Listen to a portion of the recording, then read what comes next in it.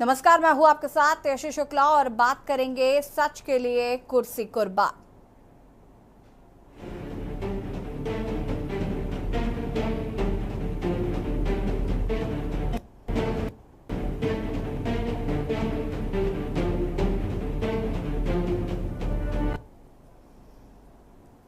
दिल्ली के मुख्यमंत्री अरविंद केजरीवाल ने सीएम पद के इस्तीफे का ऐलान कर दिया है। सीएम केजरीवाल ने आम आदमी पार्टी के हेडक्वार्टर में पार्टी कार्यकर्ताओं को संबोधित करते हुए कहा कि वो 2 दिन बाद मुख्यमंत्री की कुर्सी छोड़ देंगे। अरविंद केजरीवाल ने कहा कि 2 दिन में आपके विधायक दल की बैठक होगी, जिसमें अगले मुख्यमंत्री पर फैसला लिया जाएगा। आपके बड़े नेताओं का नाम जब भी आता है तो सीएम केजरीवाल के बाद सबसे पहले मनीष सिसोदिया का नाम सामने आता है। हालांकि अरविंद केजरीवाल ने साफ किया कि मनीष सिसोदिया भी दिल्ली का अगला मुख्यमंत्री नहीं बनेंगे। सीएम केजरीवाल के इस ऐलान के बाद अटकलें तेज हो गई हैं कि दिल्ली का अगला सीएम कौन होगा। लेकिन केजरीवाल ने सच के लिए कुर्सी कुर्बान करके नई सियासत को जन्म दिया है। देखिए रिपोर्ट।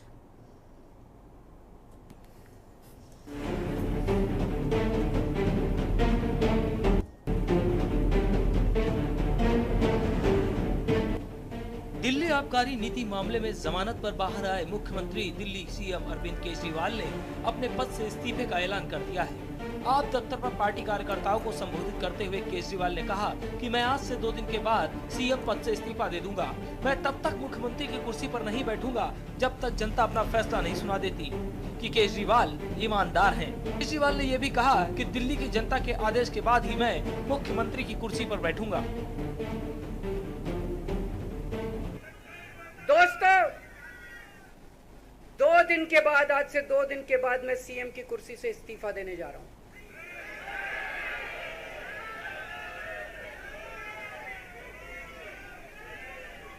और मैं तब तक सीएम की कुर्सी पे नहीं बैठूंगा जब तक जनता अपना फैसला ना सुना दे।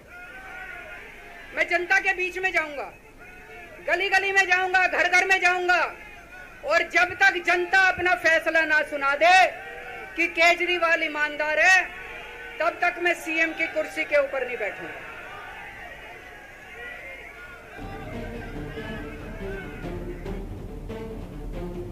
दिल्ली सीएम केजरीवाल ने पूरी तरह साफ किया कि वो मनीष सिसोदिया संग जनता के बीच जाएंगे, लेकिन दिल्ली विधानसभा भंग नहीं होगी। आम आदमी पार्टी से ही कोई सीएम की कुर्सी संभालेगा। अगला सीएम चुनने के लिए विधायक दल की बैठक होगी, जिसमें सीएम के नाम का फैसला होगा। फरवरी में चुनाव है। आज इस मंच से मैं मांग करता हूं कि ये चुनाव नवंबर में कराए जाएं, महाराष्ट्र के साथ कराए जाएं, तुरंत कराए जाएं चुनाव। और जब तक आपका फैसला नहीं आएगा तब तक मैं जिम्मेदारी नहीं संभालूंगा। और मैं जब तक चुनाव नहीं होते, मैंने जैसे बताया 2 दिन के बाद मैं अपना इस्तीफा दूंगा। जब तक चुनाव नहीं होते तब तक मेरी जगह आम आदमी पार्टी से कोई और मुख्यमंत्री बनेगा। अगले 2-3 दिन के अंदर विधायक दल की मीटिंग होगी और विधायक दल की मीटिंग में अगले मुख्यमंत्री के नाम का तय किया जाएगा। इस दौरान अरविंद केजरीवाल ने बीजेपी पर भी जमकर हमला बोला। केजरीवाल ने कहा, भाजपा ने एक और नया फार्मूला बनाया है। जहां जहां ये चुनाव हारे, वहां वहां के मुख्यमंत्री पर फर्जी केस करके गिरफ्तार कर लो और उसकी सरकार गिरा दो। केजरीवाल ने मन से सिद्धारमैया, पिनराई विजयन, ममता बनर्जी का भी जिक्र किया कि कैसे उन्हें केस में बांध कर रखा गया। जो कुर्सी नहीं छोड़ते उनकी सरकार गिरा देते हैं। अब एक फॉर्मूला और इन्होंने नया बनाया है। जहां जहां ये चुनाव हारे, वहां वहां के मुख्यमंत्री पे फर्जी केस करके उसको गिरफ्तार कर लो और उसकी सरकार गिरा दो। अगर मैं इस्तीफा दे देता, अगर मैं हेमंत सोरेन साहब ने इस्तीफा दिया, मैं भी इस्तीफा दे देता। इन्होंने सीतारमैया पे भी अभी केस किया है, इस सीतारमैया साहब के ऊपर। इन्होंने पिनराई विजयन के ऊपर भी केस कर रखे हैं, ममता दीदी के ऊपर केस कर रखे हैं। ये एक ऑपोजिशन के मुख्यमंत्री को नहीं छोड़ते, एक एक को पकड़ के फर्जी केस कर करके उनको जेल में डाल देते और एक एक की सरकार गिरा देते। बता दें कि केजरीवाल के इस्तीफे की बात के बाद दिल्ली की गद्दी पर कौन बैठेगा, अब ये बड़ा सवाल है। आतिशी का नाम इस लिस्ट में सबसे आगे है। दिल्ली सरकार में मंत्री आतिशी कालका जी सीट से विधायक हैं। सीएम केजरीवाल ने अपने इस्तीफे के ऐलान से पहले भी आतिशी का जिक्र किया था। वहीं आतिशी के साथ साथ सौरभ भारद्वाज का नाम भी सामने आ रहा है। वे दिल्ली के ग्रेटर कैलाश सीट से विधायक के साथ राष्ट्रीय प्रवक्ता हैं। सीएम केजरीवाल की पत्नी सुनीता केजरीवाल के नाम की अटकलें भी हैं। हालांकि अरविंद केजरीवाल ने कहा कि विधायकों की बैठक होगी और उसमें फैसला लिया जाएगा कि सीएम कौन होगा। ऐसे में 2 दिन के इस्तीफे के बाद विधायक दल की बैठक में ही साफ होगा कि दिल्ली की कुर्सी का ताज अब किसके सिर पर सजेगा। लेकिन केजरीवाल ने इस्तीफे के बाद कहकर समूचे विपक्ष को चारों खाने चित कर दिया है और फिर अपनी नई राजनीति का एहसास कराया है। स्पेशल डेस्क के न्यूज इंडिया।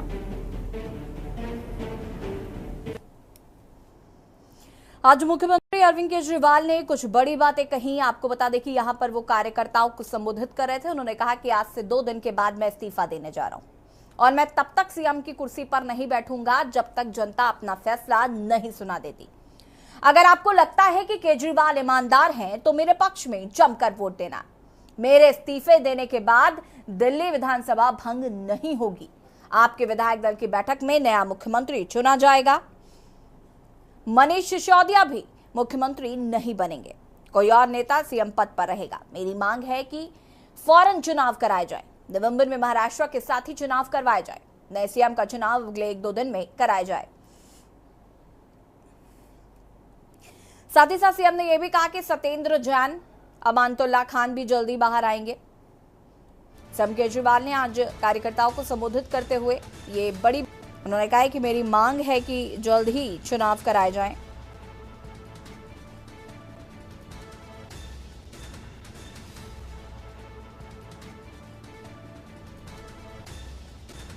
ताकि मैं चाहता था कि 15 अगस्त को आतिशी झंडा फहराएं। अगर मैं इस्तीफा दे देता तो ये एक करके सबको जेल में डालते। मुझे और सिसोदिया को अलग अलग जेल में रखा गया।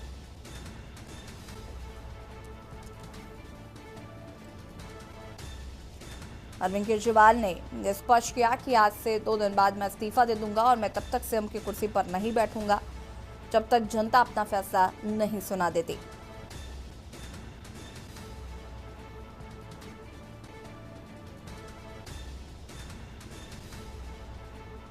हालांकि अरविंद केजरीवाल के इस फैसले ने विपक्ष की नींदें उड़ा दी हैं।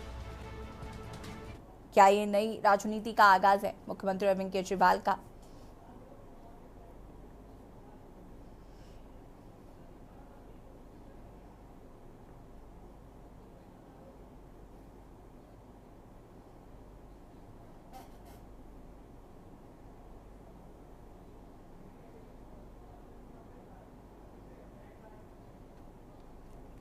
मनसे से अरविंद केजरीवाल ने यह बड़ा ऐलान किया है। आपको बता दें कि कल ही जमानत मिली थी परसों जमानत मिली थी अरविंद केजरीवाल को और आज उन्होंने बातचीत की, संबोधन किया और साथ ही साथ ये भी बताया कि वो अब इस्तीफा देंगे 2 दिन बाद। साथ ही साथ उन्होंने ये भी कहा कि अब आप पार्टी से ही कोई ना कोई अगला मुख्यमंत्री होगा। हालांकि मनीष सिसोदिया मुख्यमंत्री नहीं होंगे, ये उन्होंने स्पष्ट कर दिया है।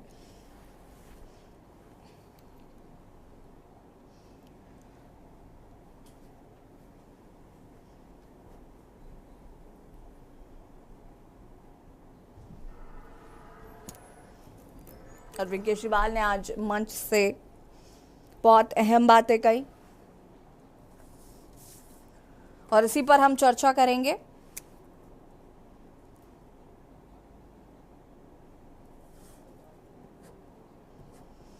अनिल शर्मा कांग्रेस प्रवक्ता हमारे साथ जुड़ चुके हैं। प्रखर श्रीवास्तव आप प्रवक्ता है हमारे साथ जुड़ चुके हैं। सबसे पहले तो आप दोनों का बहुत बहुत स्वागत है और शुरुआत प्रखर श्रीवास्तव जी आपसे करते हैं। मुख्यमंत्री अरविंद केजरीवाल का ये बयान कि मैं 2 दिन बाद इस्तीफा दे दूंगा, इसने सभी को चौंका कर रख दिया है, या यूं कहें कि विपक्ष को चारों खाने चित्त कर दिया है। सबसे पहले तो इस पर मैं आपकी प्रतिक्रिया चाहती हूँ। यशी जी, सबसे पहले आपको नमस्कार, आपके सभी दर्शकों को मेरा नमस्कार और यहाँ पे बैठे हुए सभी प्रवक्ता गणों को मेरा नमस्कार। यशी जी, बिल्कुल आपने सही कहा कि बिल्कुल माननीय मुख्यमंत्री श्री अरविंद केजरीवाल जी का ये फैसला सबको चौंका के रख दिया। हम आम आदमी पार्टी के कार्यकर्ताओं के दिल इस वक्त हम लोग भावुक हैं। हम लोगों के लिए इस वक्त बहुत ही ऐसा क्षण है कि हम इस क्षण को हम बता भी नहीं पा रहे हैं कि हम लोग को कैसा ऐसा कठोर फैसला माननीय मुख्यमंत्री ने लिया। खैर, मैं आपको बताना चाहता हूं, देखिए जिस तरीके से भारतीय जनता पार्टी आम आदमी पार्टी को खत्म करना चाहती थी, निस्तेनाबूद करना चाहती थी, उस षड्यंत्र को आज माननीय मुख्यमंत्री ने आज अपने व्यक्तित्व में भी बिल्कुल जाहिर कर दिया कि ये जब चाहते थे कि जब माननीय मुख्यमंत्री जी को जेल भेजकर इस्तीफा ले लें, माननीय मुख्यमंत्री जी ने इस्तीफा नहीं दिया। तो इनका ये प्रचलन चल रहा था ना, ये जो प्रथा चल रही थी अच्छी कि आप अगर आप किसी विधायक को खरीद नहीं पा रहे हो, किसी कार्यकर्ता पार्टी को तोड़ नहीं पा रहे हो, तो वहां के मुख्यमंत्री को जेल भेज दो। जेल भेज दोगे वो टूट जाएगा, उसके नेता टूट जाएंगे, उसके कार्यकर्ता टूट जाएंगे। मगर ऐसा यशी जी, भारतीय जनता पार्टी का जो मंसूबा था, इस मंसूबे में असफल और आज माननीय मुख्यमंत्री ने उनको स्पष्ट कर दिया। आज उन्होंने ये दिखा दिया, उन्होंने बता दिया कि ये जो भारतीय जनता पार्टी है, भारतीय जो जनता पार्टी के लोग आरोप लगाते थे ना, सत्ता के लालची हैं और ऐसा है, तो आज उन्होंने ये अपने सीएम पद को इस्तीफा देकर बिल्कुल स्पष्ट कर दिया कि वो उनके पास जो एक ईमानदारी की एक छवि है ना, उसी को लेके चल रहे हैं।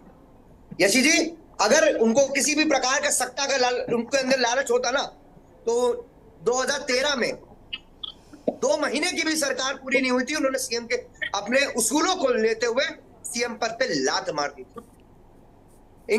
अगर मुख्यमंत्री को किसी प्रकार से लालच होती यशी जी कि उनको आज की डेट में यशी जी कोई चपरासी की भी नौकरी छोड़ता है क्या? निश्चित तौर पे आज भारतीय जनता पार्टी के नेताओं पे मुंह पे तमाचा है। ये ऐसा फैसला लेकर माननीय मुख्यमंत्री जी ने आज, मुझे यकीन से मैं कह सकता हूं, इस वक्त भारतीय जनता पार्टी के नेताओं के सीने पे सांप लौट रहा होगा, समझ नहीं पा रहे हैं, बौखलाए हुए हैं, इसीलिए उल्टे सीधे बयान इनके आ रहे हैं। मैं सुबह से देख ही रहा हूँ। ठीक है, आगे हम बयानों पर भी बातचीत करेंगे और भी प्रवक्ता हैं उनका भी रुख कर लेते हैं। मोहम्मद साजिद सपा प्रवक्ता हमारे साथ जुड़ चुके हैं, अशोक कुमार बीजेपी नेता प्रदेश मंत्री दिल्ली से हमारे साथ जुड़ चुके हैं, आपका भी बहुत बहुत स्वागत है। अनिल शर्मा जी का रुख कर लेते हैं। अनिल जी, अरविंद केजरीवाल का ये चौंका देने वाला ये फैसला कि 2 दिन बाद इस्तीफा दे देंगे और आप पार्टी से ही कोई ना कोई अगला मुख्यमंत्री बनेगा, क्या कुछ कहना है सबसे पहले तो इस पर? क्योंकि विपक्षी दलों की जो प्रतिक्रियाएं आ रही हैं वो कहीं ना कहीं कहा जा रहा है कि ये महज कहीं ना कहीं जनता के बीच में एक सिंपैथी वोट गेन करने के लिए किया जा रहा है। यासी जी, आवाज मिल रही आप? जी जी। यासी जी, देखिए, दिल्ली के मुख्यमंत्री केजरीवाल जी जमानत पर बाहर हैं, सशर्त जमानत पर हैं। इसका बहुत बड़ा खेल करने का प्रयास इस भारतीय जनता पार्टी की जो एनडीए सरकार है ये करना चाहती है। ये लोकतंत्र की आवाज को दबाने का प्रयास करना। ये चाहते थे जिस प्रकार से सोरेन साहब ने जैसे ही जेल जाते इस्तीफा दिया, फिर अपना दूसरा व्यक्ति सीएम बनाया, ये चाहते थे केजरीवाल जी इस्तीफा दे दें उसी वक्त। और ये अपना जो खेल रचना चाहते हैं, जिस प्रकार से शिकंजे में दिल्ली सरकार को इन लोगों ने कस रखा है, बहुत सारे अधिकार एलजी महोदय को दे रखे हैं। इसी प्रकार से ये चाहते थे किसी तरह से राष्ट्रपति शासन इस प्रदेश में लग जाए, लेकिन केजरीवाल जी ने बहुत बड़ी सूझबूझ का परिचय देते हुए इनके मंसूबों पर पानी फेर, और आज जब फैसला इन्होंने किया है कि 2 दिन बाद ये इस्तीफा देंगे, उसके बाद भी बीजेपी कयास लगा रही है किसी तरह से कोई भी बारीकी ढूंढ कर ये राष्ट्रपति शासन लगाने का प्रयास करें। और इस लोकतंत्र के लिए सबसे बड़ा खतरा जो पैदा हो चुका है, किसी भी लोकतांत्रिक प्रणाली में मुख्यमंत्री, उप मुख्यमंत्री, मंत्रियों को जेल भेजना इस सरकार में आम बात होती। आपको याद होगा इंदिरा जी के खिलाफ भी एक साजिश रची गई, तब ये भारतीय जनता पार्टी जनसंघ के नाम से जाती थी, जनता पार्टी के नाम से जानी जाती। इन लोगों का काम ही रहा है लोग षड्यंत्र रचना और तानाशाही रवैये से सत्ता हासिल करना, लेकिन अब इनका गिराफ गिरना स्टार्ट हो चुका है। हरियाणा में चुनाव में ये स्पष्ट है, वहां स्पष्ट रूप से काम करता है। बीजेपी के षड्यंत्रों पर जो खेल है उसका रिजल्ट बहुत जल्दी देखने को इन चुनावों में मिलेगा। जहां जहां चुनाव है वहां बीजेपी मुक्की खा रही है। उत्तर प्रदेश में 10 सीटों पर उपचुनाव है, वहां से एक क्रिकेट चुनाव से पूर्व ही तमाम जिलाधिकारियों को इधर उधर कर दिया देखिए गया। यही तो कहा जा रहा है कि ये महज चुनावी स्टंट है कि जिस तरीके से चुनाव होने हैं उससे पहले इस तरीके का बयान देना। रुक जाइए अशोक कुमार जी, थोड़ा पेशेंस रखिए। आते हैं पेशेंस वाली बात नहीं, आप हमारे ऊपर आरोप लगवा रहे हैं और आप कह रहे पेशेंस रखिए। रुकिए थोड़ा पेशेंस पे रखना पड़ेगा। अशोक कुमार सिंह कुमार जी, अशोक कुमार बात आप कर रहे हैं, सम्मानित न्यूज चैनल पर आप धज्जियां उड़ा रहे हैं कानून व्यवस्था का। गाड़ी किनारे लगा लीजिए, गाड़ी चलाते हुए मोबाइल में चलिए। देखिए आपको बहुत सम्मानित डिबेट में बैठे हुए हैं, गाड़ी खड़ी है, नहीं अभी आप गाड़ी चला रहे थे, गाड़ी खड़ी है भाई, रुक जाइए आप कुछ भी कर रहे हैं प्लीज। बहुत सम्मानित चैनल पे बैठे हुए हैं, प्लीज कानून व्यवस्था का मुझे मालूम है। प्रकाश श्रीवास्तव जी, अशोक कुमार जी एक सेकंड रुक जाइए। मैं मान रही हूँ, मैं समझ रही हूँ कि आपको बहुत कुछ कहना होगा, लेकिन रुक जाइए। नहीं गाड़ी खड़ी है, खड़ी गाड़ी बता रहे हैं। ठीक है अशोक कुमार जी, ये हमारा कंसर्न ही नहीं है। रुक जाइए अशोक जी एक भाजपा सेकंड। से ज्यादा कोई सम्मान नहीं करता भाजपा कानून के। महेंद्र सिंह जी राजनीतिक विशेषज्ञ हमारे साथ जुड़ चुके हैं। महेंद्र जी बहुत बहुत स्वागत है। मैं बहुत क्लियरली कह देना चाहती हूँ, मेरी चर्चा में बीच में कोई भी इंटरप्ट नहीं करेगा। Please maintain the decorum of the debate. I am requesting you all of you.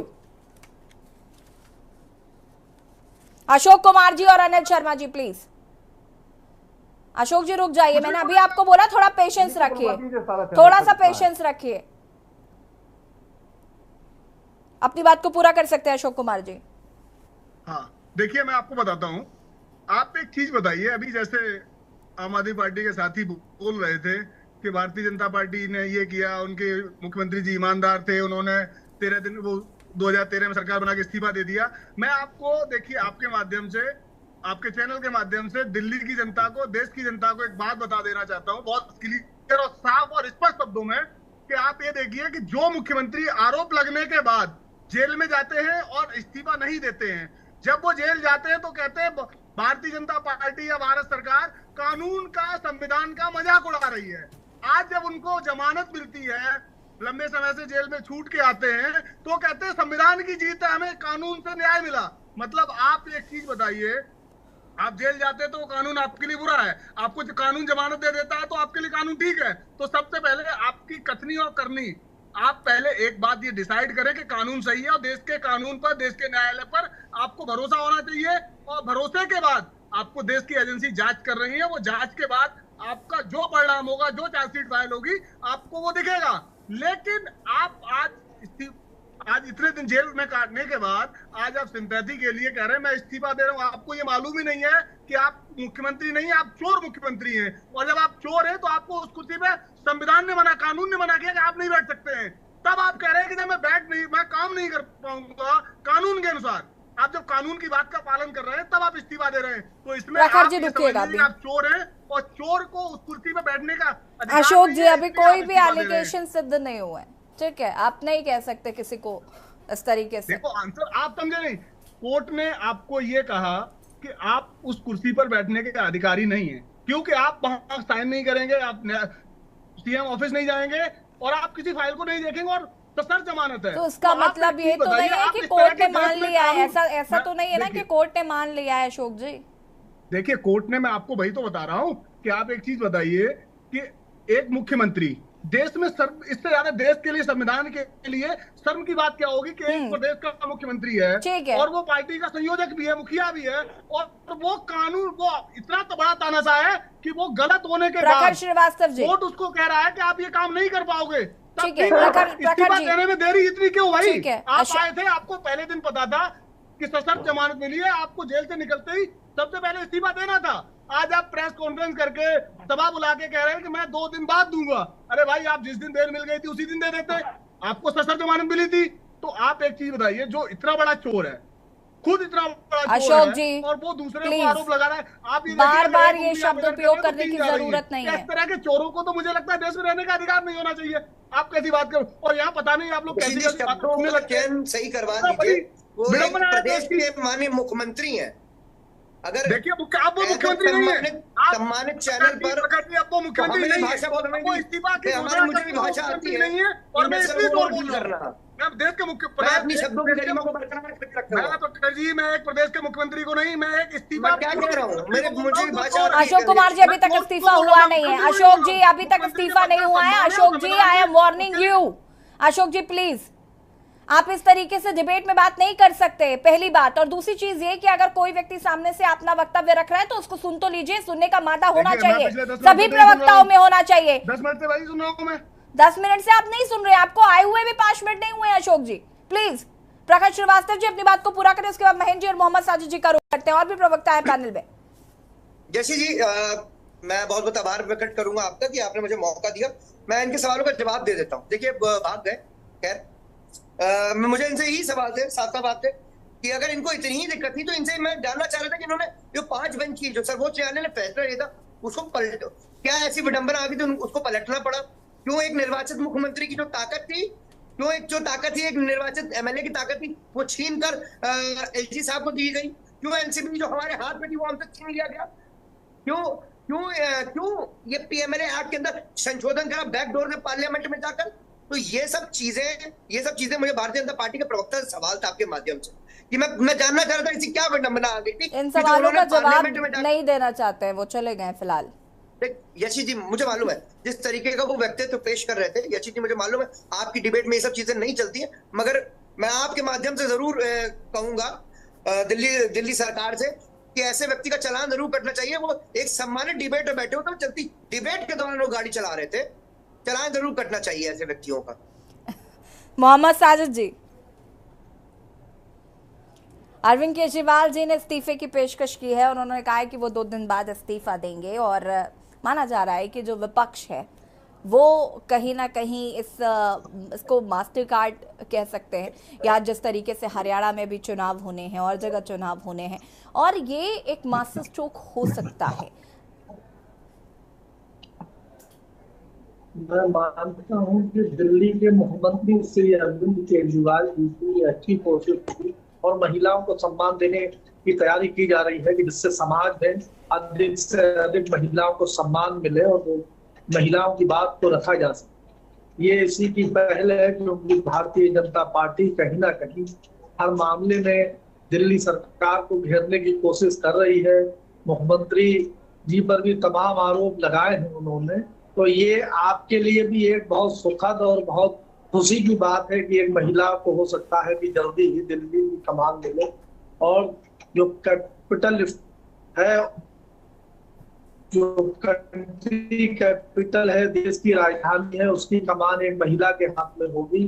ये देश के लिए एक बड़ी उपलब्धि होगी और मैं मानता हूं कि मोहम्मद साजिद जी जो बात पर मुहर अभी तक प्रकाश श्रीवास्तव जी लगाने की हिम्मत नहीं कर पा रहे हैं, वो भी केजरीवाल की आसानी से लड़ाई लड़ते। साजिद जी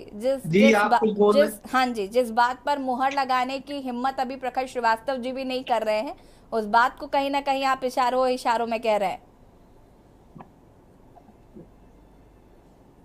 नहीं, जो है उम्मीद वही है कि जहां तक है किसी ना किसी महिला के हाथ में कमान होगी और 2 दिन बाद जो है वो देश को एक नई महिला मुख्यमंत्री मिलने की उम्मीद जताई जा रही है। चलिए आतिशी मार लेना या फिर सुनीता केजरीवाल जी, ये तो देखना होगा। वापस आते हैं आपके पास, महेंद्र सिंह जी का रुख कर लेते हैं। महेंद्र सिंह जी, दिल्ली में जिस तरीके की पॉलिटिक्स हो रही है, माना जा रहा है कि अरविंद केजरीवाल जी जेल से निकलने के बाद उन्होंने एक बड़ा तगड़ा झटका दे दिया है विपक्षी दलों को इस्तीफा देने के लिए। हालांकि जिस तरीके से विपक्ष या बीजेपी की तरफ से जो बातें आ रही हैं कि उनके पास कोई राइट्स नहीं थे, उनको इस्तीफा देना ही था और वो अब एक सिंपैथी वोट जो है वो भी गेन करना चाहते हैं आगे आने वाले चुनावों को लेकर। हरियाणा में जिस तरीके से चुनाव होने हैं, खासकर उनका फोकस वहां पर है। ये तमाम बातें निकल कर सामने आ रही है, कैसे देख रहे हैं अरविंद केजरीवाल के इस इस्तीफे की पेशकश को लेकर? यशी, दरअसल अरविंद केजरीवाल बहुत बड़े स्ट्रेटजिस्ट हैं और पहले भी जब वो राजनीति में आए एक कदम विपक्षियों से हमेशा आगे रहे हैं। आज भी उन्होंने, कोई नहीं कह रहा था कि इस्तीफा दे देंगे, वो किसी को अंदाजा नहीं था कि अरविंद केजरीवाल इस्तीफा देंगे, क्योंकि जब वो जेल में रहते हुए इस्तीफा नहीं दिया उन्होंने और एक पॉलिटिशियंस को एक नया रास्ता दिखाया कि आप बिना इस्तीफा दिए हुए भी आप सरकार चला सकते हैं। बीजेपी तो लगातार मांग ही कर रही थी कि इस्तीफा दे देना चाहिए, लेकिन अरविंद केजरीवाल ने नहीं दिया इस्तीफा। अभी ये अरविंद केजरीवाल ही जानते थे केवल कि उन्हें क्या करना है, और ये कहा जाएगा कि उन्होंने एक कदम आगे फिर चाल चल दी। सारी विपक्षी पार्टियां देखती रह गई कि वो क्या करेंगे, और उन्होंने एक तरीके से कहा जाए रणनीतिक तौर पर वो आगे निकल गए।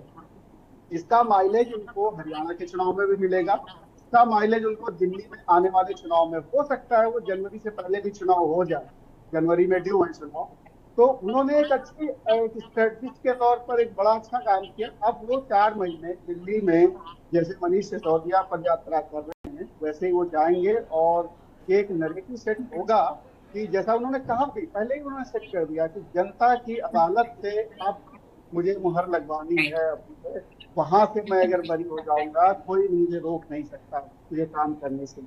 तो अब बहुत सारे मुद्दे हैं, जैसे दिल्ली सरकार के पास अधिकारों का मुद्दा है, जिस तरीके से कटौती की गई दिल्ली के पास, अब मुख्यमंत्री के पास एक तरीके से अधिकार ही नहीं बचे। सारे अधिकार उपराज्यपाल के पास जिस तरीके से समय समय पर दिए गए हैं, यहाँ तक कि वो ट्रांसफर भी नहीं कर सकते, वो अधिकार भी उनसे छीन लिए गए। तो वो सारे मुद्दे अब दिल्ली के चुनाव में, और बड़ा अच्छा टाइम मिल जाएगा उनको, एक चीज है। दूसरा, बीजेपी के पास हमला करने के लिए कुछ नहीं बचेगा, क्योंकि कोई एक फ्रेश चेहरा होगा। जैसा कि अभी कह रहे थे मोहम्मद साजिद साहब की कोई महिला मुख्यमंत्री हो सकता, महिला मुख्यमंत्री हो सकता कोई महिला मुख्यमंत्री भी बनने, लेकिन कोई ना कोई नया चेहरा आएगा जिसके ऊपर कोई दाग नहीं होगा, बीजेपी वो घेर ना सकता।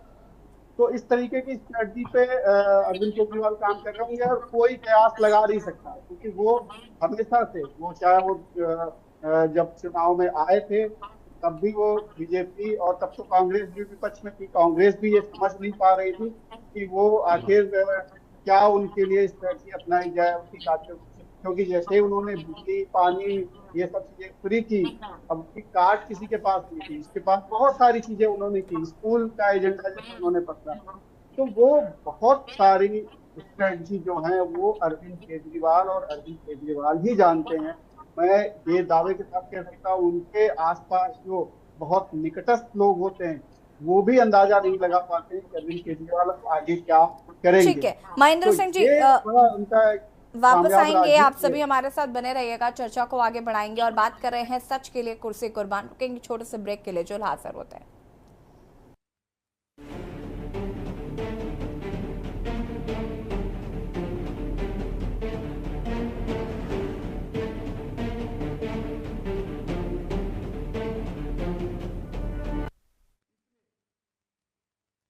स्वागत है और बात कर रहे हैं सच के लिए कुर्सी कुर्बान। चर्चा इसी पर मेहमान लगातार हमारे साथ बने हुए हैं।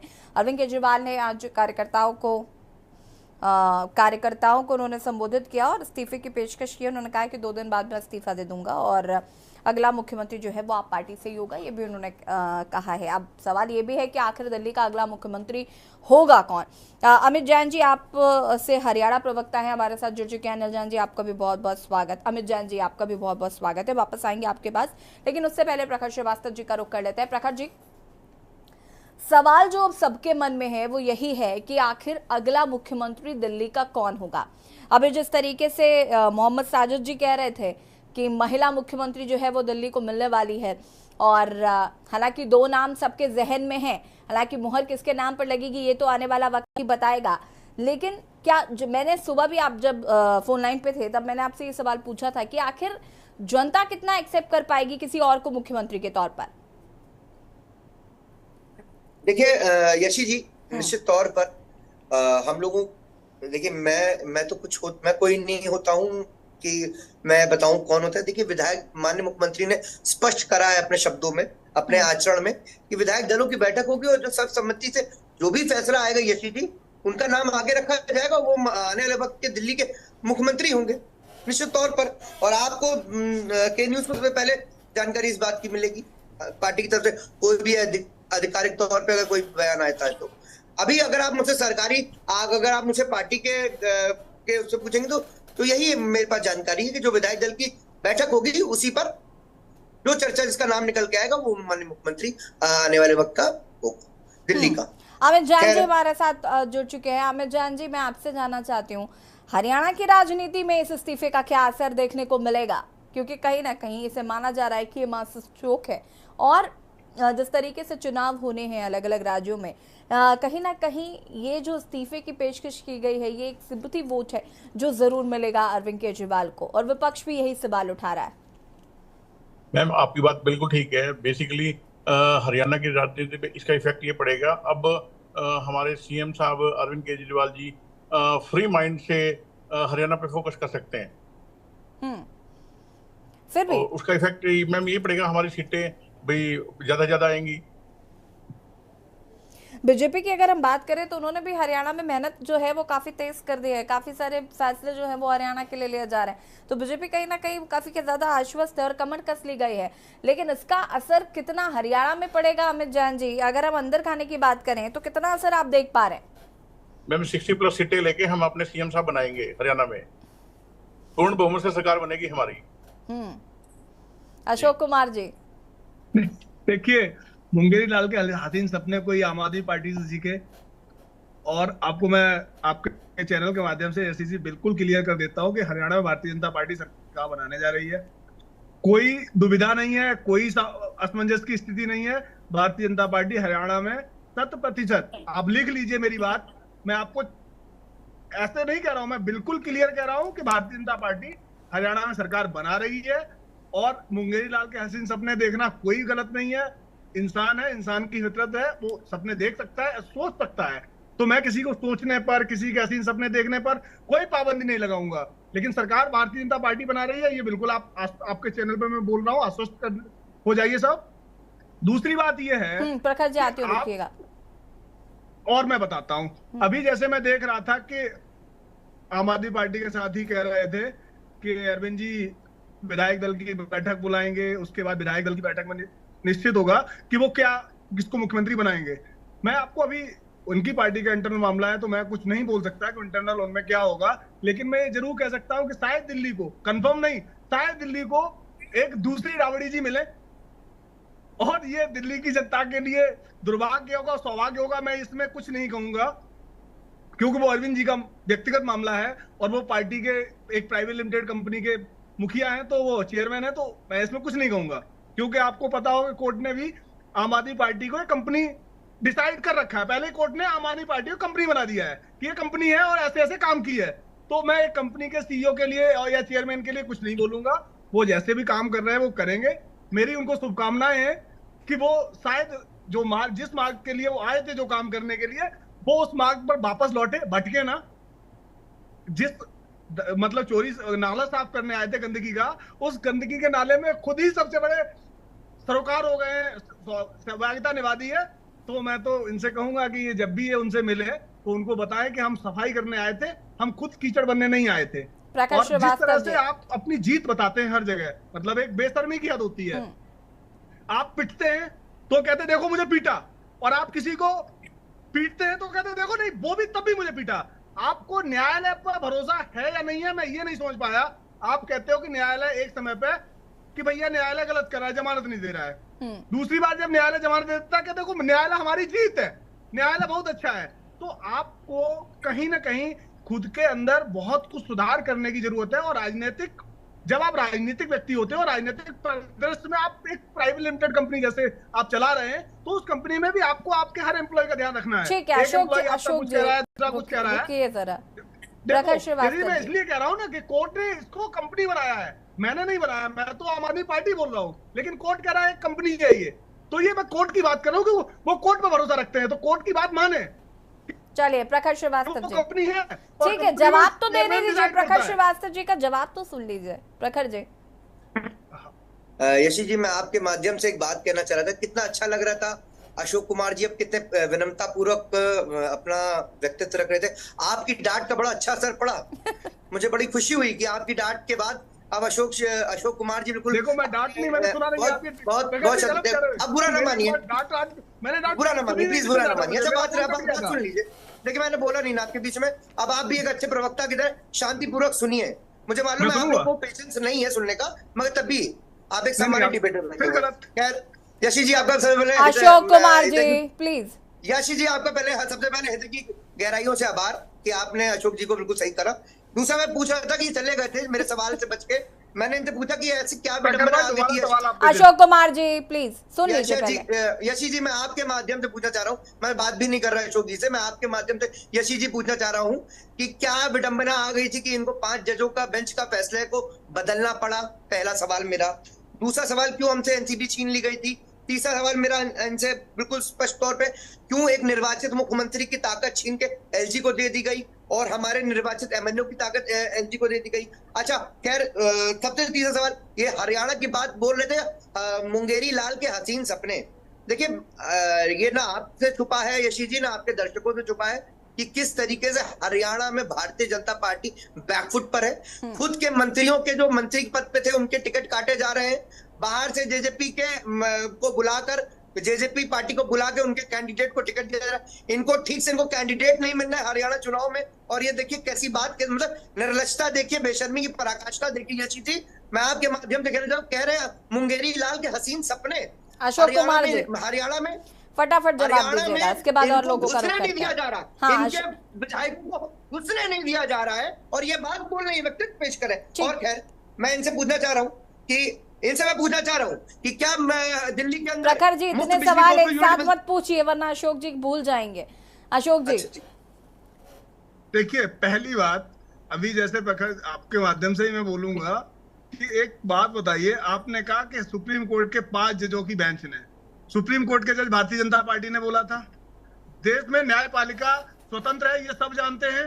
जिस व्यक्ति को खुद न्यायपालिका पर एक बार भरोसा होता है, दूसरी बार वो संदेह जताता है, तो उस व्यक्ति की इस बात पर मुझे जवाब देना मुझे लगता उचित नहीं है। दूसरी बात, भारतीय जनता पार्टी हरियाणा में अपने मंत्रियों को टिकट काट रही है। आपको पता हो, भारतीय जनता पार्टी कोई प्राइवेट लिमिटेड कंपनी नहीं है। भारतीय जनता पार्टी एक राजनीतिक पार्टी है जिसमें हर जो गलत होगा उसको टिकट कटेगा, जो सही होगा उसको टिकट मिलेगा। भारतीय जनता पार्टी का एक छोटा सा कार्यकर्ता, आपको पता हो कि भाजपा के वर्तमान राष्ट्रीय अध्यक्ष, मंडल अध्यक्ष से राष्ट्रीय अध्यक्ष है माननीय प्रधानमंत्री जी, आपको पता है कि कहां से कहां प्रधानमंत्री आए।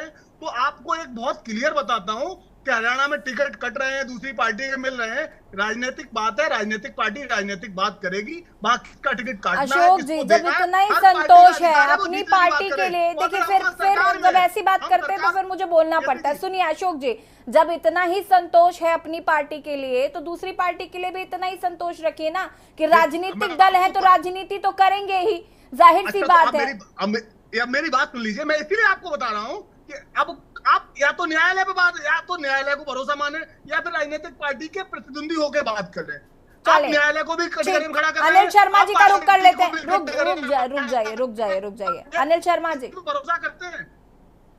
यशी जी बस सिर्फ मैं 10 सेकंड यशी जी सिर्फ 10 सेकंड, मेरा 10 सेकंड है। मेरा छोटा सा सवाल है आपके माध्यम से, मैंने सिर्फ ये पूछा, जो 5 जजों की बेंच का माननीय सर्वोच्च न्यायालय का फैसला था जिसमें कहा गया था कि जो एक निर्वाचित मुख्यमंत्री की ताकत होती है, जो निर्वाचित विधायकों की ताकत होती है, वो उनके पास रहेगी, ना कि एलजी और ना कि अधिकारियों के पास जाएगी।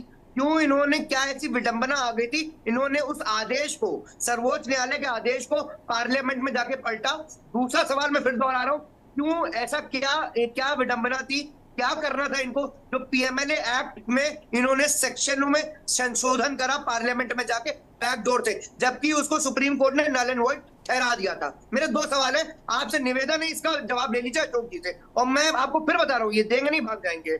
मैं जवाब दे रहा हूँ। देखिए, मैं आपको, अशोक जी, देश में लोकतंत्र सर्वप्रथम है। देखिए एसपी जी, मैं इनके सवाल का जवाब दे रहा हूँ और इस बीच कोई टोकेगा नहीं। अशोक जी, देश में लोकतंत्र सबसे ज्यादा इंटर आप ही करते हैं बीच में। दूसरी बात ये कि फटाफट अपनी बात को पूरा करिएगा। संविधान, अब मैं जवाब दूं इनका, प्लीज। ये मेरा जवाब सुनने के भागेंगे तो नहीं।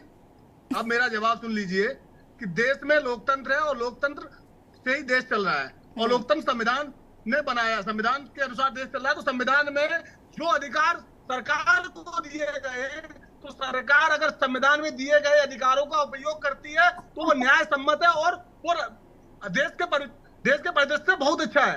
तो देश के संविधान ने अधिकार दिया। आप एक चीज मुझे ये बताइए कि पार्लियामेंट में जाके नियम बदलना क्या ये संविधान में नहीं है? संविधान ने मना कर दिया है। अगर संविधान में लिखा है और भारतीय जनता पार्टी संविधान का सम्मान करती है, संविधान को मानती है और संविधान के अनुसार न्याय प्रक्रिया में जाके वो कार्य करती है, तो वो गलत है। और ये प्राइवेट लिमिटेड कंपनी बना के खुलेआम लूट मचवाते हैं, ये सही है। ठीक है, चलिए अनिल शर्मा जी। दूसरी बात, मैं इनके सवाल का जवाब है। अभी खत्म और नहीं अगर हुआ इनको ये अशोक जी समझ में नहीं आपका। आया हो तो एक बार इनको मैं पर्सनली अच्छे से डिटेल में समझा दूंगा। ठीक है, देश मैं नंबर कानून से चलेगा, मैं नंबर संविधान मैं से आगे चलेगा। आगे बोलूंगी, नंबर फॉरवर्ड करेंगे आपको। अनिल शर्मा जी, जी क्या लगता है आगे की राजनीति में, दिल्ली की राजनीति में, हरियाणा की राजनीति में फर्क पड़ने वाला है? असर साफ तौर पर देखने को मिलेगा?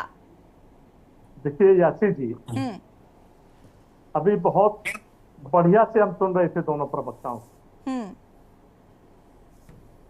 लेकिन शब्दों का चयन जिस प्रकार से होना चाहिए उस प्रकार से शब्दों का चयन नहीं होता है।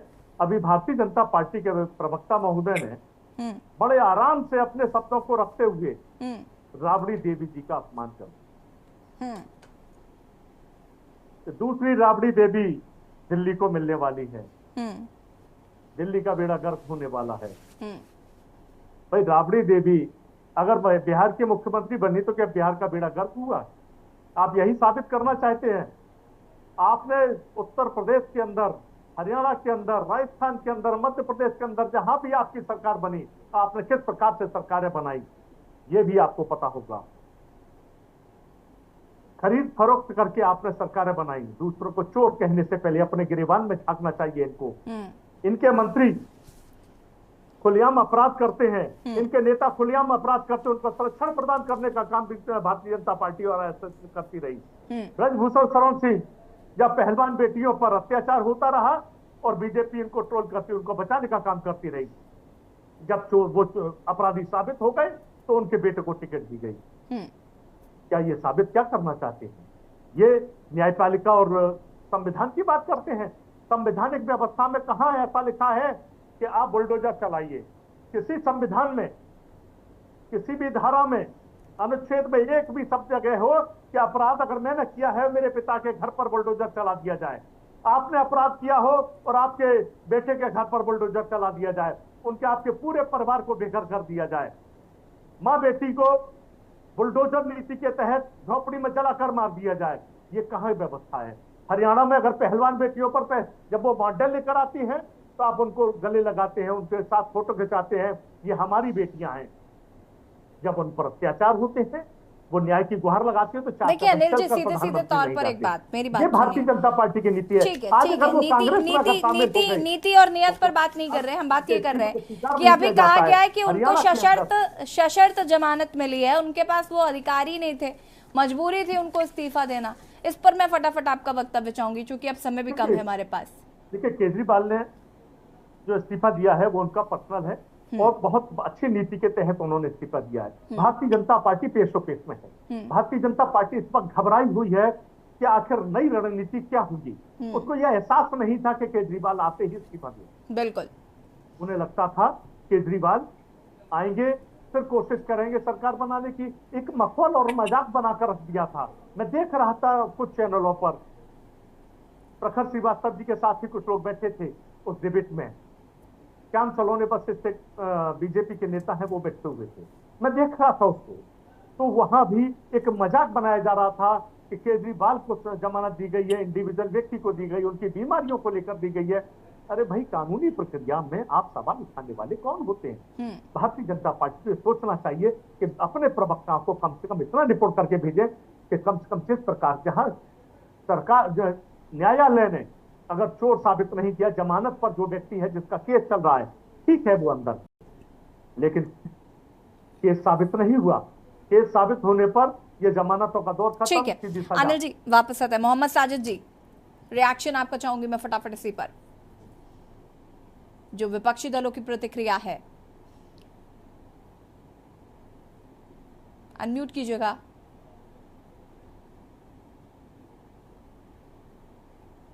दिल्ली सरकार के मुख्यमंत्री माननीय अरविंद केजरीवाल जी जो भी फैसला लेंगे वो बेहतर होगा और सारे विधायकों की मीटिंग के बाद वो जल्दी फैसला लेने वाले हैं और उससे दिल्ली की जनता का भी भला होगा।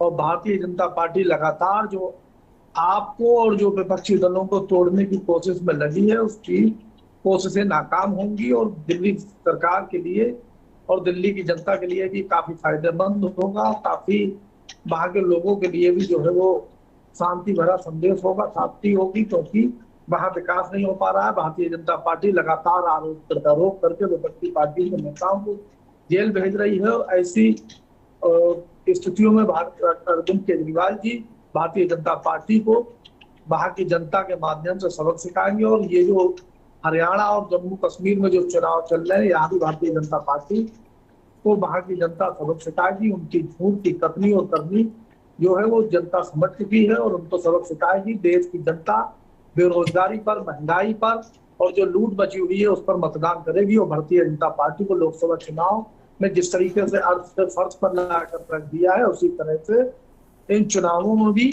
भारतीय जनता पार्टी को जनता नीचे ले आई। ठीक है। अमित जैन जी, क्या ये बौखलाहट है भारतीय जनता पार्टी की कि आप टिकट काटे जा रहे हैं, बदले जा रहे हैं? कई सारी चीजें जो हैं वो फिर बदल जो है वो देखने को हरियाणा में मिल रहा है। बिल्कुल बिल्कुल मैम, ये मैं आपको स्पष्ट करना चाहता हूँ। अब की बार बीजेपी की 20 से ऊपर सीटें नहीं मिलेगी आपको पूरे हरियाणा के अंदर। जो 10 साल से काम किया हम सब देख रहे हैं, कोई मतलब हरियाणा के लिए अच्छा काम नहीं हुआ है। ठीक है, महेंद्र सिंह जी का रुख कर लेते हैं। महेंद्र सिंह जी, देखिए बहुत सारी बातें इस डिबेट में निकल कर आई। प्रखर श्रीवास्तव जी ने भी कई सवाल खड़े किए, तो वहीं बीजेपी प्रवक्ता ने भी कई सवाल खड़े किए हैं। जिस तरीके से अब दिल्ली में अब सवाल यह है कि मुख्यमंत्री कौन बनेगा। दो नाम जो हैं लगातार उनका जिक्र हो रहा है, आतिशी जी और सुनीता केजरीवाल जी। क्या लगता है दोनों में से अगर किसी एक को भी मुख्यमंत्री बनाया जाता है तो दिल्ली की राजनीति में काफी इम्पैक्ट पड़ने वाला है?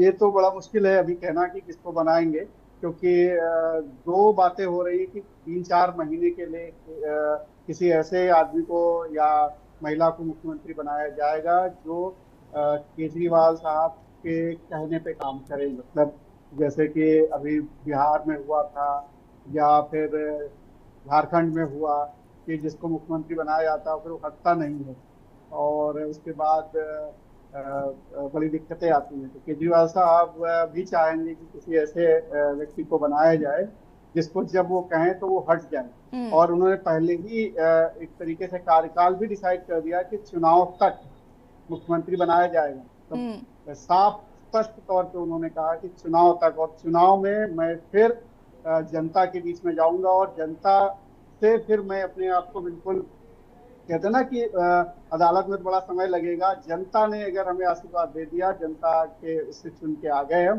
तो फिर सब कुछ माफ है। केजरीवाल साहब इसी स्ट्रेटजी पे चल रहे हैं। इसके अलावा एक चीज और आपको याद होगी, जेल जाने से पहले उन्होंने एक सर्वे कराया था, क्या इस्तीफा देना चाहिए या नहीं देना चाहिए। तो केजरीवाल साहब अभी हो सकता है एक और सर्वे आए, चुनाव से पहले ही सर्वे आए, क्योंकि वो प्रोपोगेट करने में आसानी रहती कि जनता के बीच में जब वो जाएंगे तो ये होगा कि क्या मैंने कोई घोटाला किया है या क्या मेरे पर कोई आरोप है या नहीं। इस तरीके से एक दोबारा से फिर एक सर्वे होगा, और क्या मुझे मुख्यमंत्री पद का उम्मीदवार होना चाहिए, क्या आप मुझे वोट देंगे। इस तरीके से ये सारी चीजें आने वाले समय में आपको देखने को मिलेंगी। और तीसरी बात यह है कि अब बीजेपी के पास थोड़ा सा उनके ऊपर अटैक करने के लिए अब उतना मुद्दा नहीं रहेगा, क्योंकि वो ये कहेंगे कि देखिए हमने पद की कोई लालसा नहीं थी, मैं जेल में इसलिए था कि मैं ये दिखाना चाह रहा था कि ये मेरी गिरफ्तारी गैर कानूनी है। और जब अदालत ने हमें एक तरीके से नियमित जमानत दे दी, और उन्होंने, एक जज ने तो काफी हद तक बहुत कुछ कहा भी कि जो शर्तें लगाई गई हैं वो समझ से परे हैं। मैं जज हूँ इसलिए मैं ज्यादा उस पर बात नहीं करूंगा, क्योंकि डबल बेंच ने ही उस पर ईडी के केस में लगाई थी। तो अब ये सारी चीजें जनता के बीच में केजरीवाल साहब ले जाएंगे और बीजेपी के पास कम मौके होंगे उनके ऊपर अटैक करने के लिए। और वो साफ कहेंगे देखिए पद मेरे लिए बिल्कुल भी कोई मायने नहीं रखता, मैं तो सत्ता के लिए आया ही नहीं, मैं तो इस तरीके पद की कोई मुझे वो नहीं। तो वो नरेटिव सेट करने में एक कदम आगे निकल गए हैं। अब बीजेपी जो चाह रही थी, बार बार मांग कर रही थी, उनको खुद अंदाजा नहीं रहा होगा बीजेपी को कि ये हम जो मांग कर रहे हैं ये सही भी हो जाएगी, सच भी हो जाएगी। आज मैं आतिशी जी को सुन रही थी, उन्होंने भी एक प्रेस कॉन्फ्रेंस की जिसमें अक्सर हम सुनते हैं नैतिकता के आधार पर इस्तीफा दे देना चाहिए, नैतिकता के आधार पर इस्तीफा देना चाहिए। तो आतिशी जी आज इस बात का जिक्र कर रही थी कि अरविंद केजरीवाल जी से ज्यादा नैतिकता कौन निभा रहा है कि वो सामने से आकर इस्तीफा दे रहे हैं।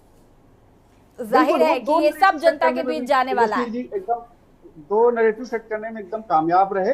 एक तो ये कि देखिए मेरे ऊपर अगर सरकार बदले की भावना से कोई कार्रवाई करेगी तो मैं इस्तीफा नहीं दूंगा, मैं फाइट करूंगा और वो जेल से भी सरकार चला सकता हूँ। संवैधानिक तौर पर मुझे कोई खतरा नहीं। दूसरा, नैतिकता के आधार पर मैं इस्तीफा दे रहा हूं और मैं जनता की अदालत में जाऊंगा, और जनता की अदालत सबसे बड़ी अदालत है। तो ये दो नैरेटिव सेट करने में बिल्कुल कामयाब रहे केजरी साहब। ये बीजेपी को इसका अंदाजा भी नहीं रहा। बिल्कुल महेंद्र जी, और इसके क्या परिणाम होंगे ये तो आने वाला बताएगा। आप सभी का बहुत बहुत शुक्रिया चर्चा में शामिल होने के लिए। और बात कर रहे थे सच के लिए कुर्सी कुर्बान, जिस तरीके से अरविंद केजरीवाल ने आज संबोधित करते हुए कार्यकर्ताओं को ये ऐलान किया है कि वो 2 दिन बाद इस्तीफा दे रहे हैं। ऐसे में कहीं ना कहीं विपक्ष में हलचल जो है वो तेज हो गई है और कहीं ना कहीं ये कहा जा रहा है कि क्या अरविंद केजरीवाल जेल से आने के बाद नई राजनीति का आगाज कर रहे हैं। और सबसे बड़ा सवाल यही है कि आखिर दिल्ली में अगला मुख्यमंत्री कौन होगा। खास पेशकश में फिलहाल इतना ही। देखते रहिए के न्यूज़ ज़रिया। नमस्कार।